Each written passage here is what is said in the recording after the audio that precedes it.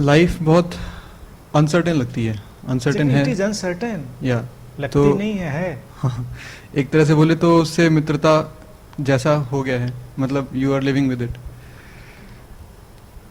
But बहुत डर लगता है, एक भय है कि क्या होगा क्या होगा। उसका भी आंसर बहुत क्लियर है। जिंदगी अनिश्चित लगती नहीं है, जिंदगी अनिश्चित है। लेकिन जिंदगी में अस्तित्व ने ह्यूमन बीइंग को एक चीज और भी दी है, ट्रस्ट। वो ट्रस्ट किसी एंटिटी, किसी सत्ता, किसी विचार, किसी व्यवस्था पर नहीं, लेकिन है वो। देखिए, जब उस ट्रस्ट को देखेंगे, आज तक उस अस्तित्व ने आपको रखा है, बचाया है, संभाला है, तो हमें क्या पता कल संभालेगा कि नहीं संभालेगा। संभालेगा तो हम नहीं चिंता करते, और नहीं संभालेगा तो हम कर क्या लेंगे, हम क्या कर लेंगे। तो उससे उसकी भी चिंता नहीं करनी।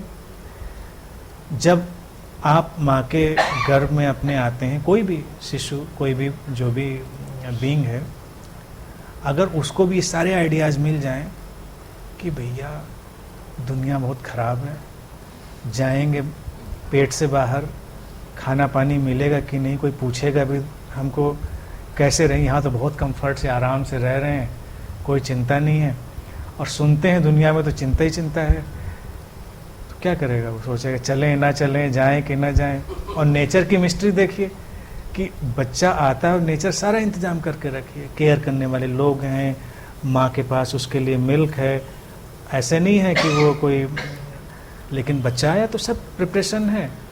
और चूंकि अभी उसको कुछ नहीं पता तो सब चल रहा है, इसीलिए बच्चे कई और बड़े उस जोन में चले जाते हैं, उनको पता ही नहीं होता है कि आगे क्या होने वाला है, अनसर्टेन है, जिंदगी चल रही है।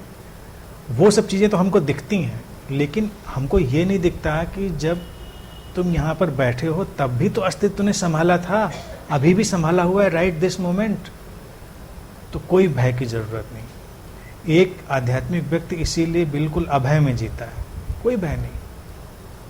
और इसलिए भी भय नहीं है कि जब नहीं संभलेगा तो भी नहीं संभलेगा, उसके लिए हमें कोई परवाह नहीं।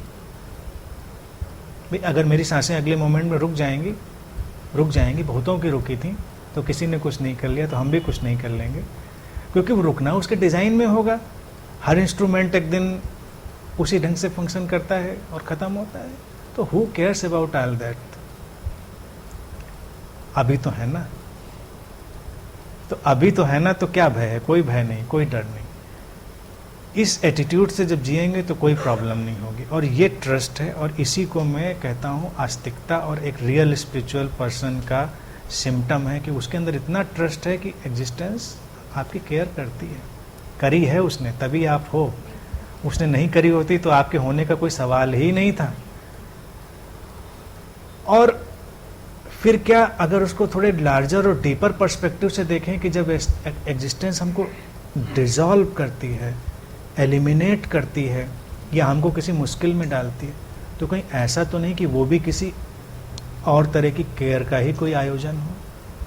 कौन जानता है, कोई ट्रांसफॉर्मेशन, कोई म्यूटेशन, कोई नई चीज़ का बदलना। तो जो जा रहा है, क्या वो सचमुच में भय योग्य है या वो स्वागत।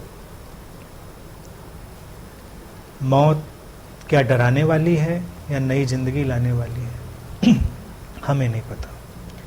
अगर मौत दुख लाती है तो हम दुखी होंगे एज ए ह्यूमन बीइंग, कोई प्रॉब्लम नहीं।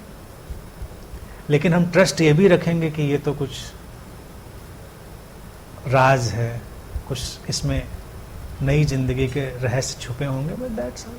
तो रिमेन ह्यूमन, कि जब दुख आए दुखी होइए, जब सुख आए सुखी होइए, लेकिन डरिए नहीं, भय की कोई ज़रूरत नहीं।